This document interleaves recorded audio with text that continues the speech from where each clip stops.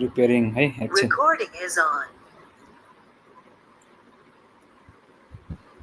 So आजको chapter छ chapter number 16 of Ashtanga and 25th chapter of Ashtanga Sangraha, which is called स्नेन विधि अध्याय.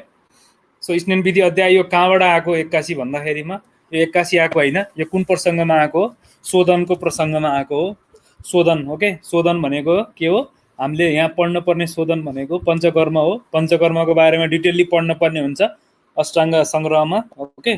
त त्यसकारणले शोधन गर्नुभन्दा अगाडिको पूर्वकर्म हैन, पूर्वकर्मलाई हामी के भन्छौं? स्नेन एन्ड स्वेदन भनेर पढ्नु पर्छ ओके. सो पञ्चकर्म भनेको मेन थेरापी भयो, त्यसलाई के भन्छ? प्रधान कर्म. So panchakarma can be divided into 3 parts okay.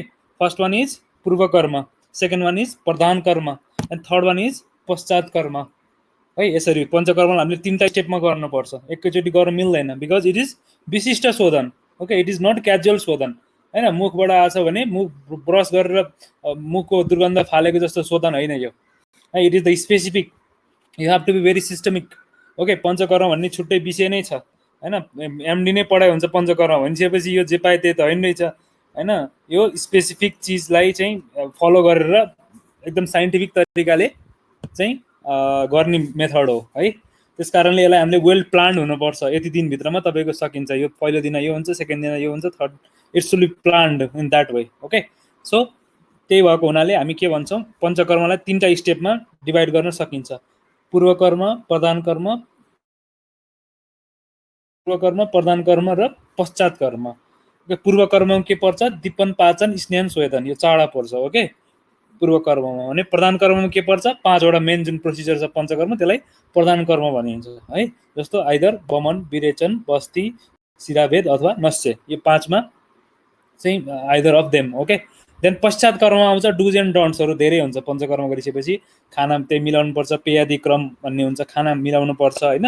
खाना सुहाउँदो खाना पर्छ अनि आचरण पनि त्यस्तै गर्नुपर्छ है. धेरै बोल्न हुँदैन, हावामा निस्किनु हुँदैन. त्यो डुज एन्ड डन्ट्सहरू चाहिँ पश्चात कर्ममा पर्छ ओके. अनि पूर्वकर्म भनेको के पर्छ? We are preparing the patient for panchakarma, for main procedure okay. So we need purvakarma must. पूर्वकर्म गर्नै पर्छ. पञ्चकर्म गर्नुभन्दा अगाडि पूर्वकर्म गर्नुपर्छ, गर्नै पर्छ है. दीपन, पाचन सुरुमा अग्नि एसेस गर्नुपर्छ. त्यो भनेको त्यो चाहिँ हाम्रो कर्म हुँदैन, त्यो चाहिँ सिम्पली हामी के दिन्छौँ? औषधि दिन्छौँ. दीपन, पाचन औषधि दिन्छौँ है. स्नेहपान गर्नु छ भने, जस्तो कुनै मान्छेलाई म वमन गर्नु छ भनेर तिमी आयो है, तिमी म विरेचन गर्नु छ भनेर आयो अथवा रोग लिएर आयो, रोग डायग्नोस गर्दै जाँदाखेरिमा यसलाई चाहिँ वमन दिनु ठिक हुन्छ, यसलाई विरेचन दिनु ठिक हुन्छ, यसलाई बस्ती दिनु ठिक हुन्छ, यसलाई नस्य दिनु ठिक हुन्छ भनेर हामीले डायग्नोस गरिसकेपछि अब हामीले के गर्छौँ? We start planning panchakarma okay. हामीले पञ्चकर्म प्लान गर्छौँ. प्लान कसरी गर्छौँ? स्नेहनदेखि सुरु गर्छौँ. अनि सुरुमा के गर्छौँ? अग्नि हेर्छौँ. अग्निको लागि 2-3 दिन हामीले के दिन्छौँ? दीपन, पाचन औषधि दिन्छौँ है. दीपन, पाचन औषधि दिन्छौँ. लाइक वी गिभ चित्रकादि बटी अनि त्यसपछि अग्नितुण्डी बटी, यो चाहिँ औषधिको नाम हो. यिनीहरूले के गर्छ? दीपन, पाचन एकदम राम्रोसँग गर्छ. त्यसपछि थर्ड डे फर 2 दिन त्यो दियो हैन. अनि थर्ड डे हामी के गर्छौँ? स्नेहन विधि. अब हामी स्नेहपान गराउँछौँ त्यसलाई है. स्नेहपान, आइदर स्नेहपान और आभ्यन्तर स्नेह और बाह्य स्नेह. सो आभ्यन्तर स्नेह मिन्स घिउ खान दिने, तेल खान दिने, बोसो खान दिने है. यो भित्र खान दिनेलाई आभ्यन्तर भयो. बाह्य भनेको चाहिँ बाहिर मसाज गर्ने हैन, तेल लगाएर मसाज गरे त्यो पनि एब्जर्ब भइरहेको हुन्छ नि त. So 2 types of either external oleation और इन्टरनल ओलिएसन. सो पञ्चकर्म गर्नुभन्दा अगाडि स्वेदन र स्नेहन चाहिँ एकदमै मस्ट छ. किन मस्ट छ? यो क्वेसन अफ द डे भोलि सोधेर आउने एन्सर मलाई भन्ने. आजको क्वेसन अफ द डे म अलिकति लास्टमा भन्छु है. सो यो स्नेहन स्वेदन गर्नु आवश्यक छ है. यसको बारेमा मैले अलिकति भने पनि थिएँ होला किन गर्नुपर्छ भनेर, हल्का त मैले भनेको थिएँ लास्ट टाइम है. कसैले सम्झायो भने भन्ने, नत्र ठिकै छ. दोषहरूलाई शाखादेखि कोष्ठमा ल्याउन त्यो पनि एउटा कारण हो. गुड हो, 1-2टाको रिजनहरू छ. सो 16 मा अब हामी छौँ qualities of the oils and fat. स्नेहन द्रव्य, स्नेहन अब गराउनु पर्यो हैन. स्नेहन गराउनु पर्यो भनिसकेपछि स्नेहन भनेको शरीरलाई चिल्लो बनाउने ओके. फर्स्ट थिङ थाहा हुनु पर्यो। अहिलेसम्म यति सुनेपछि एउटा कुरा थाहा हुनु पर्यो, जिस्ट पोइन्ट भनेको के हो, स्नेहन इज चिल्लो बनाउने थेरापी। शरीरलाई चिल्लो बनाउने थेरापीलाई स्नेहन थेरापी भनिन्छ। चिल्लो आइदर खाएर हुन्छ आइदर लाएर हुन्छ भनेर बुझ्नु पर्यो है। अहिलेसम्मको मास्टर पोइन्ट यो दुईटा भयो।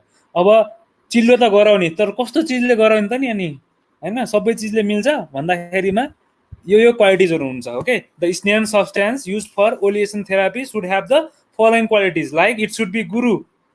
ओके, गुरु हुनै पर्छ। गुरु भएन भने चिल्लो नै हुँदैन। त्यो त चिल्लोको नेचरै गुरु हुनुपर्छ, because it should take time to digest. स्नेह खाइसकेपछि मान्छेलाई घिउ खाना दिइसकेपछि it should be at least 3 to 4 hours चाहिँ केही नखाए पनि मान्छे सक्नुपर्छ। त्यस कारणले केही नखाइ नि बस्न सक्नुपर्छ। It should be guru in nature. Okay, happiness हुनुपर्छ। त्यसपछि शीत हुनुपर्छ, cold in nature. It should not be hot, because we are giving it in a empty stomach. हामीले इम्टी स्टमकमा दिइरहेछौँ है। उष्णवीर्य दिएछ भने झन् के हुनसक्छ, it will provoke the condition. Okay, त्यस कारणले। अनि त्यसपछि sir it should be easily mobile, चल्न पर्छ। किनकि हाम्रो स्नेहनले के गर्ने हो, स्नेहनको काम भनेको फोहोरहरू कहाँ कहाँ छ, बडीमा भएको फोहोरहरूलाई टाँसै सफा गर्दै जम्मा गर्दै हिँड्ने हो क्या है। स्नेहनको काम भनेको के हो भनेर बुझ्नुपर्छ। स्नेहन किन दिने भन्दाखेरिमा, ओके, स्नेहन किन दिने, because we are collecting the फोहोर from the our body and we are trying to expel it. बाहिर निकाल्ने हो नि, हामी गर्नु छ, बमन गर्नु छ मानौँ होइन, भोमिट गर्नु छ भने पहिला दोष त सँगाल्नु पऱ्यो नि यार है। स्नेहन चिजले चाहिँ के गर्छ, स्नेह भएको चिजहरूले दोष इजिली एट्र्याक्ट हुन्छ। बिकज यसको मोडर्न कन्सेप्ट के छ भने, स्नेहन गर्नुको it gives, because most of the poisons are lipophilic in nature. लिपिडमा सोलुबल हुन्छ, लिपिड फिलिक हुन्छ है, रादर देन वाटर। वाटर किन नदिएको त भन्दाखेरिमा most of the substance are lipophilic in nature. Okay, that's why. एक्सेसली टक्सिन्सहरू चाहिँ है, शरीरमा भएको नचाहिने चिजहरू फाल्नु छ नि त हामीलाई। त्यस कारणले वाटर सोलुबल चिज त बेनिफिसियल हुन्छ है, प्रायः जस्तो है। त्यही भएर आइदर वाटर सोलुबल भयो भने त यसै नै शोधन भइरहेको हुन्छ नि त यार। वाटर सोलुबल छ भने त पिसाबबाट निस्किन्छ होइन, स्वेटबाट निस्केला। त्यस कारणले जुन चाहिँ सोलुबल हुँदैन वाटरमा र जसले चाहिँ टक्सिनको रूपमा रहेको हुन्छ त्यसलाई लाइपोफिलिक गराएर, यस्तो मेकानिजम हाम्रो, यस्तो खतरा है मेकानिजम छ हाम्रो। त्यसलाई चाहिँ निकालेर फाल्नु पर्यो। सुरुमा कलेक्सन गर्नु पर्यो, सबै चिजहरू टाँसिन्छ के, गुरु स्निग्ध सर। अब त्यही भएर मोबाइल हुनु पर्यो, सर चार्दै हिँड्नु पर्यो कुना कुना होइन, कहाँ छ फोहोर भन्दै होइन। यहाँ इन्डियामा उस हुन्छ कि गाडीवाला आयो घर चाहिँ कचरा निकाल भन्दै, बेलुका गाडी आउँछ, बिहान 8 बजीतिर अलार्म ट्याक्क मान्छेको है, 6-7 बजे गाडी आउँछ अनि फोहोर त्यो फेरि चार्दै हिँड्नुपर्छ कि। ओके, देन स्निग्ध, इट सुड बी ओइली हुनै पर्यो यार। स्नेहन दिएछ ओइली भयो भने के काम, स्नेहन किन भन्नु होइन। त्यसपछि मन्द in the sense means it should be, अब तीक्ष्ण भयो भने के हुन्छ, तीक्ष्ण भयो भने धातुहरूलाई विनाश गर्न सक्छ। मन्दता चाहिन्छ, किनकि टाइम लगाएर मजाले 3-4 दिन 5 दिन 6 दिनमा हामीले स्नान गर्छौँ क्या।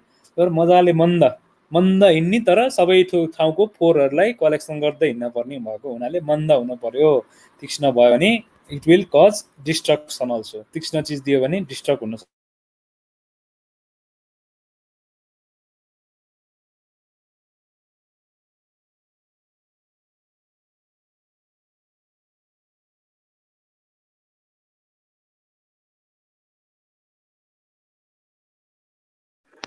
के भएको?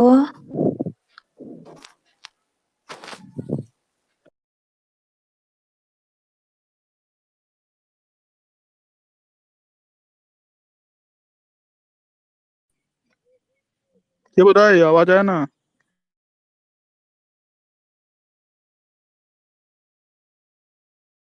आवाज नै छैन, स्क्रिन नै सेयर भएको छैन, दाइ जानुभयो जस्तो छ।